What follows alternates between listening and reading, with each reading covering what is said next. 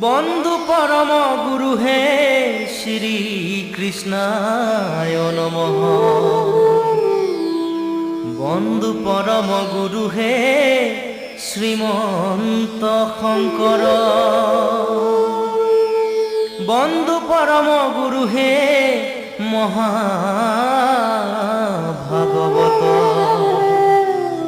প্রথম দ্বিতীয় স্কন্ধে শরণ দুতয়।